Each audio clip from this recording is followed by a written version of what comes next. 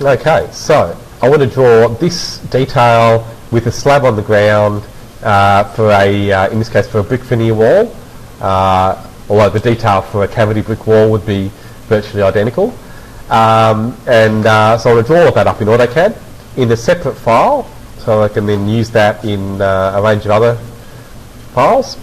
And so I'm going to start by going to the main menu and choosing New, and then Drawing. And from the list that comes up, make sure you don't go browsing into another folder. This is the folder you want, and you'll see then AutoCAD ISO. So that's a good template to use whenever you're drawing in metric. You can be sure that it's set for metric measurements. And so I'll just fix that window up a bit so you can see everything on the screen. There we are. Okay, so I'm just going to zoom in roughly to an area that I think might work, but when you first start using AutoCAD, you might not know how big that area should be. So a really good trick that I can show you to get started before you start drawing anything specific like this is just to draw a rectangle. So in the Home tab here, you can see I've got the rectangle button, and I'm going to then just type 0, 0 and then enter for my base point. And then I'm going to guesstimate the size of that detail. So in other words, how big it would be in real life. So just looking at this, we can say it's probably no more than maybe 1.5 meters across by 1.5 meters high. So those are going to be my dimensions, 1500, 1500. Enter. So you can see then I've zoomed in a little bit far, but if I zoom out slightly, then I should be able to see that rectangle. So that's a good way of just working out what you're looking at, because if you're just looking at the grid lines, it's really hard to get an idea of the size of the area you're working in.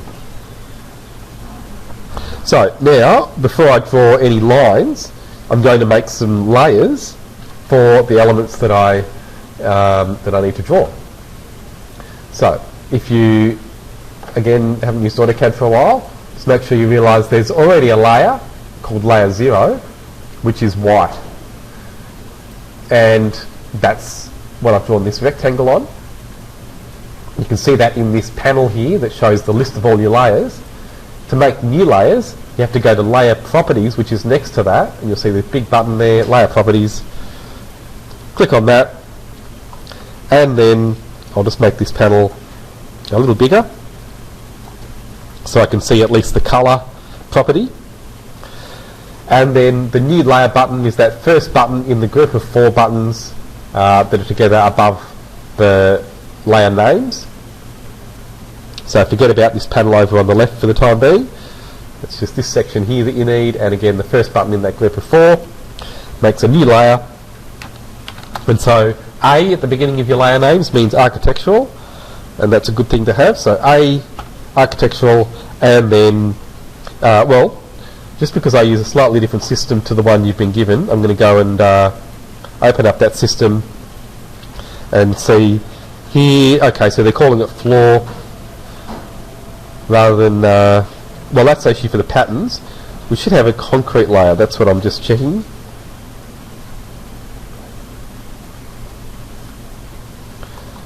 Yeah, so, okay, so I'll just use my convention. So conc. And so that's fine, a conc for concrete, and then clicking new layer again, I'll have a concrete, or just CONC hatch, and then we'll need a wall layer. Now again here they're using this convention, wall interior and wall exterior, and that's not a bad way of doing it. But you can also use materials, so you could say a wall brick or masonry and a wall stud, which is often the way I'll do it. And yeah, I'll follow that convention, so a wall exterior, and then a wall interior, or just INTR. So this should have been EXTR.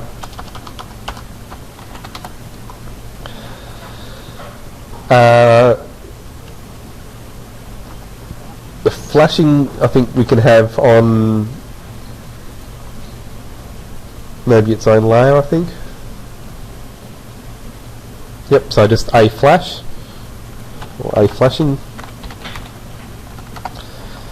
And just trying to think of what else is in that drawing.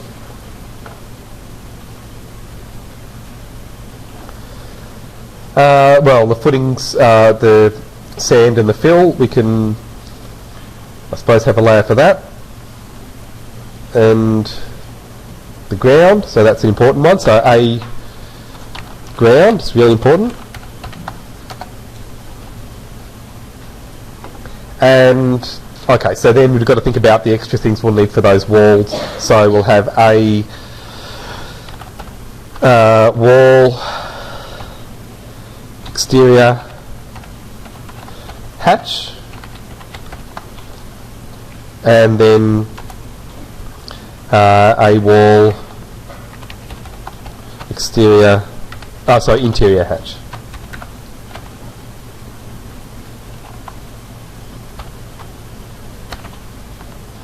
Oops.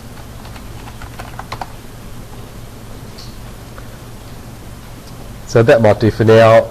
Oh, I'll just make one for the membrane too, and that'll do it for the time being. So we can always come back and make more, but that'll be more than enough to get started. And so then, just thinking about the colours, I'm going to follow this convention just so it's not confusing to you, because I'm sure when Tanya's back she'll be wanting you to use these colours. So starting with the walls there. So yeah, so red for that makes sense. And so if you're wondering what these colours mean, in this case they're tied to a line weight. And so when you see a layer standard like this, it usually is going to have the colours set up to work that way. So when you see a particular colour, you know it's going to print with a certain line weight. And so in this case, red I think is being used for a heavy line weight. That's not always the case, but in this case it is. The way I'm going to show you how to draw this though is to use the layers to do the line weights, and that means you can actually use your own colours, which isn't a bad thing. And so so the hatches, I will make them slightly different. And so here I think they're using magenta, or is it yellow? Yeah, I think magenta is being used for the light, or grey. I think they both are. So I'll just go for grey for now. So for the hatch layers, I'll make them colour 8 down the bottom, which is the darker grey.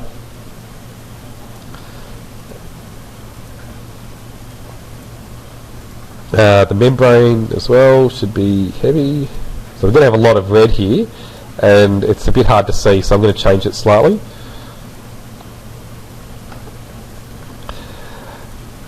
Oh, so interior walls they're making yellow anyway, so I'll do that. Okay, so that's one way of doing it. The concrete, I'm going to make green because I just can't work any other way. I've always worked with the material colours. And then the concrete hatch, I'm just going to make a different shade of green. So it's good to again know that these colours can be used to represent line weights. But what I use them for these days is as a general indication of a line weight, but more to indicate the material. So here the wall exterior hatch, for example, you can see this exterior wall layer is red, and that's going to be hard to see anyway, so I might have to change that as I'm demonstrating this for you so you can see it properly on the projector.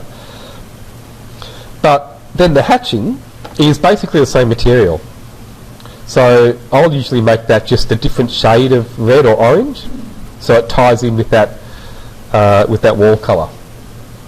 So that's just the way I like to do it. And then the line weights, can be set independently anyway. And so here, if I go to concrete, concrete's going to be a heavy outline, so 0.35. The hatch, because it's been cut, is going to be a medium line weight, so that's going to be 0.25. The wall exterior line is going to be again a heavy line, so 0.35. And we can probably heavy these lines up a little bit when the detail's done, but this is just using standard line weight. So the flashing, again 0.35. The ground line, I'm going to make that extra heavy, so I'll make that 0.4, and we may even make that 0.5. Again, it all depends on the scale. So the exterior hatch, for wall hatch, is going to be again my medium pen, so 0.25. Interior hatch, again 0.25. The membrane, again that's something we want heavy, so 0.35. And then the wall interior line, again,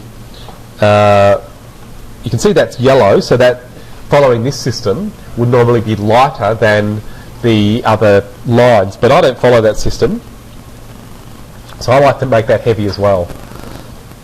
And I'll just show you quickly an example of the way I do it, so you can see why I do it a bit differently.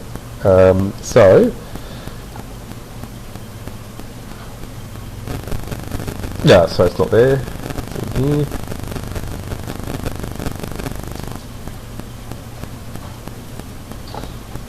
Okay, so these are some wall details, and where are we? Yep, okay, so you can see here, that's really, according to the Australian standard and the international standards, that's the way you should do your line weights. So, okay, so in some of the older systems they didn't do it this way. They used to do the interior walls with a lighter line weight than the exterior walls, for example, but that's not the standard system that is recommended these days. You still can do it the old way if you want to, but I prefer this system. And so what it's really saying is, do the outline of your thing that's being cut, the envelope of it, essentially with a heavy line weight, and then everything inside that do with either a medium or a light pen, which I think is much clearer. And so that's the way I always do it. And then the other convention I follow is to make things that are below that cut plane with a lighter pen. Again, so tiles or something that might be on the floor adjoining this would be with your lightest pen. So the only thing that I wouldn't do here, you can see that they've used a light pen for what's inside the wall. I'd actually use a medium pen for that, and then I'd make this window a bit heavier. So that should be enough for the layers, and so then I'll just double click on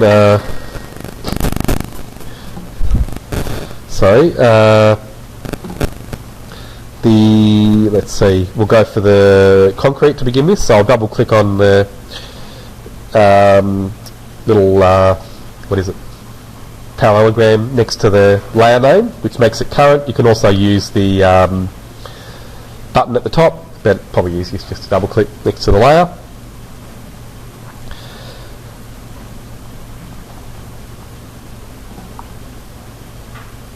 So I'll just put a tick. So I'll close the layer dialog. You can also set the current layer anytime just by choosing it from the list here. And then I'll start drawing the lines we need. So you don't need to worry about having exact sizes, but it's still good to use round measurements when you're drawing something like this. So you can see there, it steps down what looks like one brick, but it's actually a bit less than one brick course. So, well, that's when you're doing it by hand. But I'm just going to make it a standard measurement that's used, which is 100. So that's the first thing I need to know. And then coming across here, we can see we've got a brick going across, and then we've got a cavity that's going to be, if it's standard, 50 mil. Oh, it's actually, you can see there, that's labelled. Alright, so I'm just going to start drawing that, drawing a line.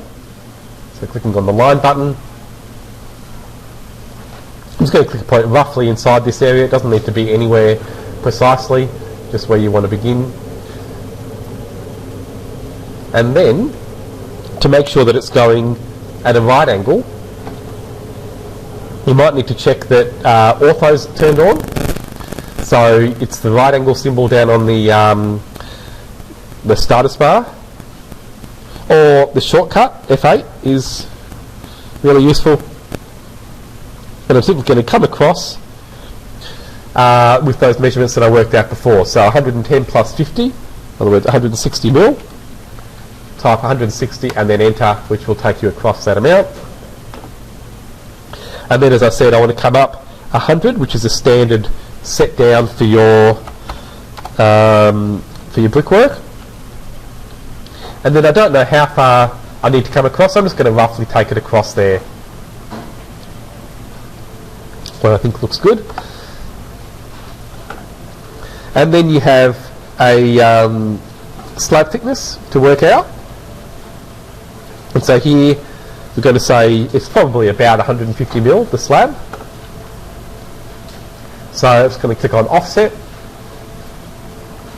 type in 150, enter, choose that line, and then click below and enter. And so now on the outside, we need to again just guesstimate how far down we should go for that footing. So often you'll see measurements like 300 or 450 for things like that. So I'll just draw a line from the end here and come down 300,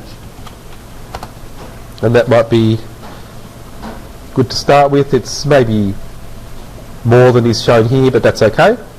We'll see, we can always adjust it to change the look anyway. And then coming across, well, if that's a brick veneer wall, you can see it's come across a little bit more than the wall thickness, so it's probably about 300 across as well. So then I want to come up at 45 degrees to wherever it intersects this this other line I've drawn. And so instead of instead of ortho, I want to turn on polar tracking. And that's down on the status bar next to the ortho button, or you can use F10 as the shortcut. So once you click on polar, you then need to check your angles. It probably will snap to 45 degrees, but if you click on the little arrow next to that polar symbol, you'll see the angles that it's set to. And so it just needs to be set to an increment of 45 degrees. So it could be 15, which divides into 45, or it could be 45. Either of those will work. Could even be 5 if you want it, but 15 is okay. So then you just need to take it up at the angle that you want, so you need to make sure it snaps to 45 degrees. It doesn't need to connect to this other line. I'm just going to draw the line at the angle first.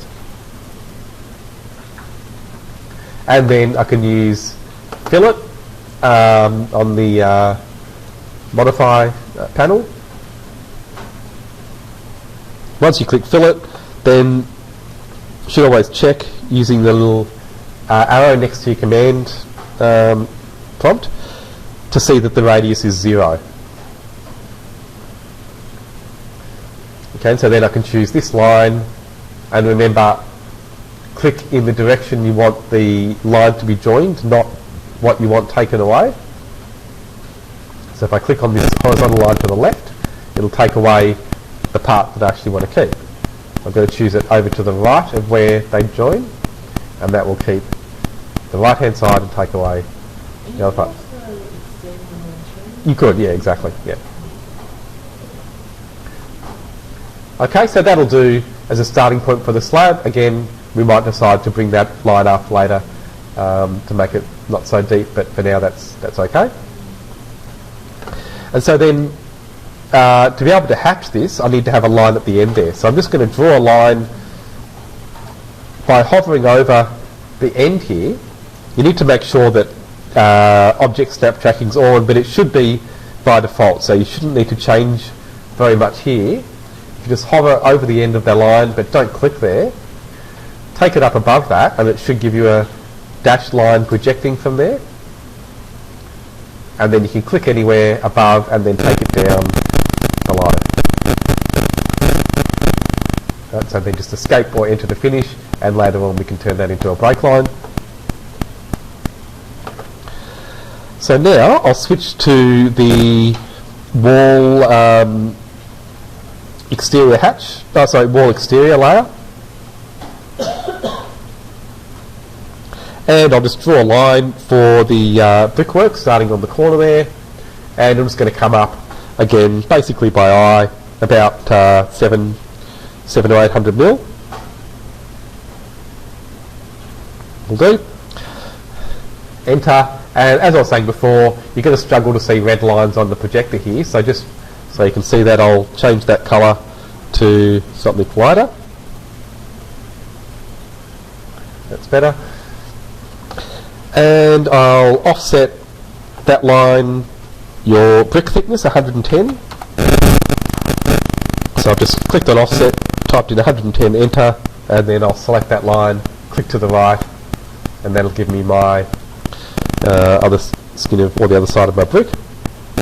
I'll put the brick courses in afterwards. So I'm going to switch to the wall interior layer, draw a line from the corner of the slab here, and again use that method I showed you of hovering over a line and then moving away from it so it projects. I'll zoom in to show you that. Again, hovering there without clicking. If I go to the right now, it'll project from that end point, and if I keep the line straight coming from the point below, I can line up this straight line with the end of the line that I drew before. So enter to finish, offset, and this time it'll be 100 mil.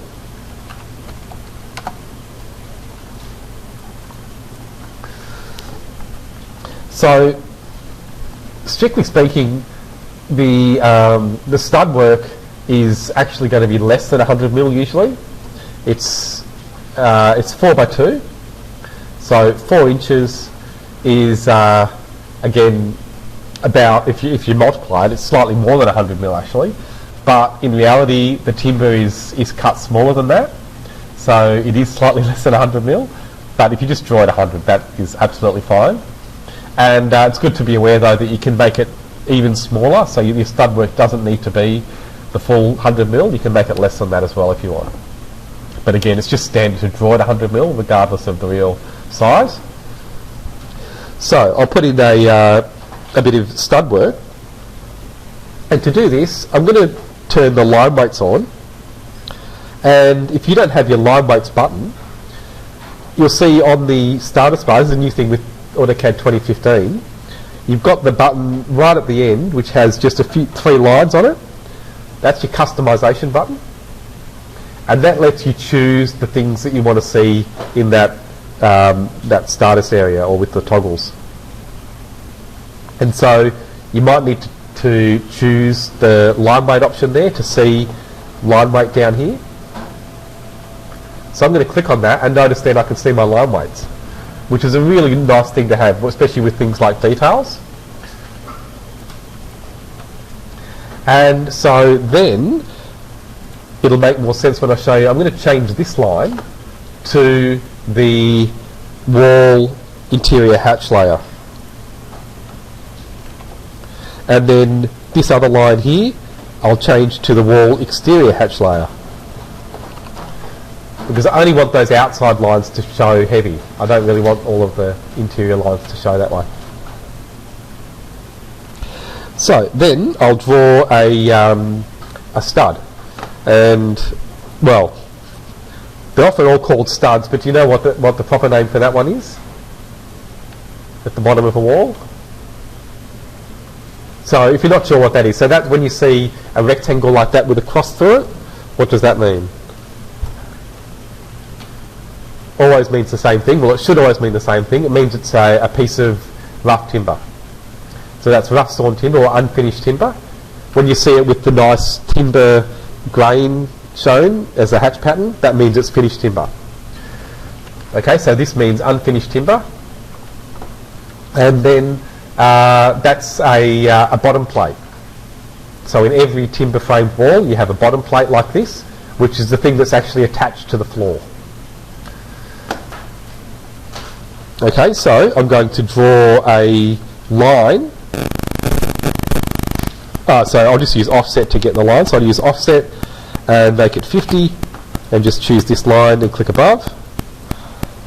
And then I'll use trim and I'll make that my cutting edge, enter, and then choose this line to take it away. And then I'll just click on this line and use the grips to bring it up, because I want to draw a new line down the side there so that it's got my my line weight. And I'll make sure this one is now on the same layer, wall interior. Right, so you can see there having the line weights can make things much clearer. And then using the wall interior hatch layer, I'll draw my cross through that. Okay, so a lot of people make a block for that, but I'm not going to worry. With a detail like this, we don't have many to draw, so I'm just going to use lines to draw that. So then you have your weep hole. And so then with the wall exterior layer again, I can draw some extra lines. I'll use offset at first though to just offset, well, let's say we're not going to take measurements off this, so I'm just going to make it 75 for the brick courses. So I'll offset 75 and then select that line. Again, using, well, I'll just use stretch here, so selecting these lines I can stretch that one up, and then this one can come back across. And so I'll change this line to the right layer, wall exterior, drawing the line down. Okay, so I've drawn essentially, well, it's a brick. I might change the line weights a little bit afterwards and you'll see why, but I'll leave it like that for the time being. And oh yeah, okay, so I'll offset now another 10. And trim.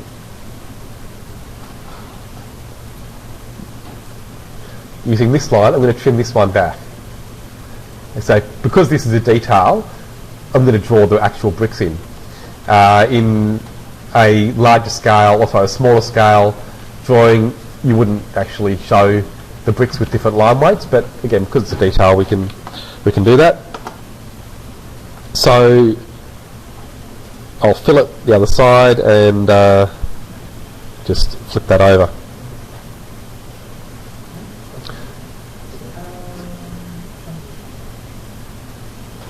Oh, now what have I missed? Something pretty obvious. Okay, I've drawn my brick right on the concrete, when really it should be 10 mil above. So I know it seems pedantic, but it's an important thing. So I'm just going to select all of these lines. It's really easy just going right to left. And I can click the move button, click a base point, take them up, and then type in 10. And now I can just draw some extra lines in, or probably that's easier than that, copy these ones down. There we go, perfect. So remember, that's showing the brick being cut. Once you've got the, if you want to show it as a weep hole, we'll change the line weights. So I'll do that in a tick as well. But just wanted to show you then a quick way of copying this all up. So, in fact, just to make it even clearer, I'll delete those lines at the top now and just copy this. Yep, that'll work. So again, just to make it clear, if you're not sure about using the copy tool in AutoCAD, it's one of the best copy routines going around. When you use copy, just think about the base point that you're using. In this case, it could be the corner here, and then we can go up and just keep stacking them on top of another.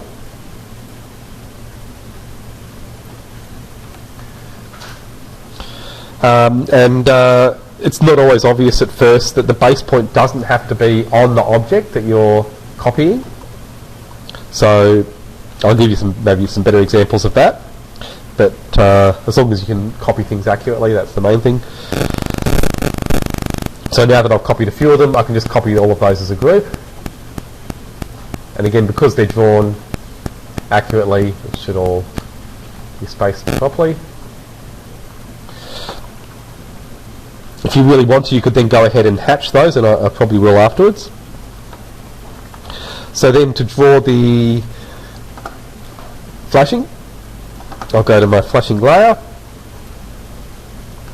and well, actually I'll get the lines to begin with just again by offsetting. So I'll offset just about, I mean it wouldn't be this far away, but we'll just take it 5 mil off. So I'll offset 5 from here to the left, and maybe 5 above this line. So here you can see they've shown it with a curve. In reality it'd be more like a chamfer. So I think it doesn't hurt to do it with a proper chamfer rather than doing it rounded like that. And it's good if you haven't seen the chamfer command. You've got fillet, which I'm sure you've all used. Well, we'll go for it as well in a moment anyway, but chamfer's an interesting one. So if you haven't used it before, when you click on the down arrow next to fillet, you get chamfer there. So the distance across here is 50 mil. I want it to be a bit less than that, so I'm going to make it say 30.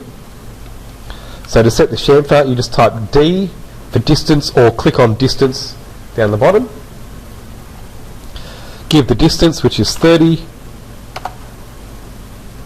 and then it'll ask you for a second distance, but if you just press enter, it'll make the second distance the same as the first. And then I'm going to choose this line and then the other one that I want it chamfered to. You can see it's added in that diagonal. So it's onto my flashing layer automatically, but I need to choose the other two and manually put them onto that layer. And then really the flashing should come outside the building. So it doesn't just finish at the weep hole usually, it does come out. So you can just draw a line from the end of the flashing there down 45. The length doesn't really matter. Something like that. And then just because I can see it, I'm going to change this brick to the brick or the exterior hatch layer, and then draw a cross on that same layer, because that's how you show a weep hole. It really should go across the whole hole, even though it's a bit messy like that, so you could always just draw it over the brick if you really prefer that look. I think that looks a bit neater. Okay, so that's how you show a weep hole. And so it's just, in other words, an open space in between the bricks. And they don't leave a brick out, they just leave a gap in the mortar. And then the top of the flashing just needs to be attached to the stud. So again, that can just be done again on the flashing layer. Just going to draw a line, and I want to start just somewhere that I'm going to click on this line. So a good trick there, if you want to start it just somewhere on a line that you choose, is to type NEA before you click the point where you start your line. And NEA means nearest, so it means the nearest point on the line in this case. Once I hit enter, then I'll just hover. You can see there it's giving me this hourglass symbol, and I can just hover on that line and choose the point that I want. And then I'll come up and to the right and just get it to, well, 45 would be good here, but the angle really doesn't matter all that much. And then I'll again just fillet. So in this case, I'm going to set it back to fillet there and choose these two. So that's good enough for the flashing, but maybe it could be clearer if the line weight was heavier. So I can go into my layers now and adjust that flashing line weight, and I might make it even 0.4, or yeah, 0.4 is enough. So you can see it's just that bit heavier.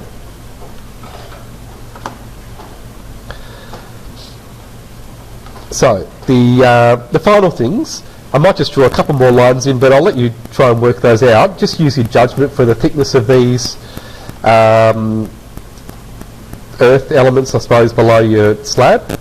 So, I mean, if you just want to guide, 50 mil is about what I'd make them. I'll do hatching in another video, and text as well. So text can be a bit of a tricky one when you're thinking about the scale. But oh yeah, and the ground line though I better do before that. So I'll just quickly do something for the ground line. So here we can just say that the ground line is going to be roughly in the middle of this slab edge. So I'll just draw a line from there over to the left. That's fine. That should be more than 200 below now. Yes, that's 250, which is good. 200 is the minimum generally that you'd want there, but more is better. And the vapor barrier I'll do on my membrane layer. So again, I'd just make that about 5 mil from the slab. In reality it'll be closer than that, but just so it reads as a separate line. Can offset from the slab there.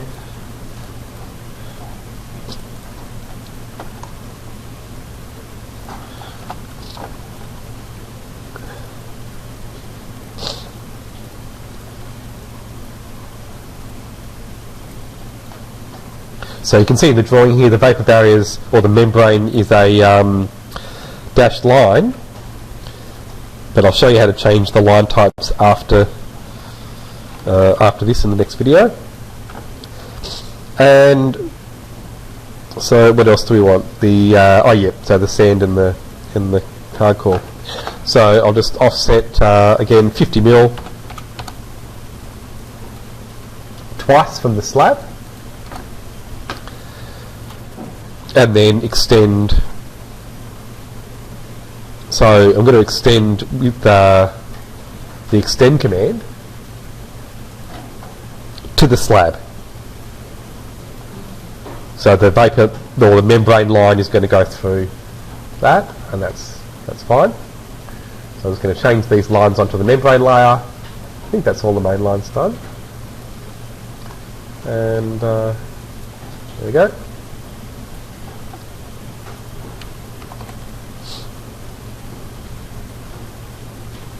Oh, so the skirting and the lining I'll do afterwards as well, just so that it's not too much in the one.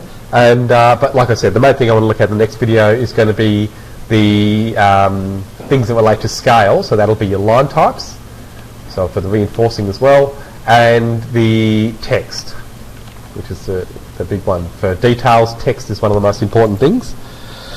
But anyhow, that'll be enough to get you started, so I'll just finish that video there.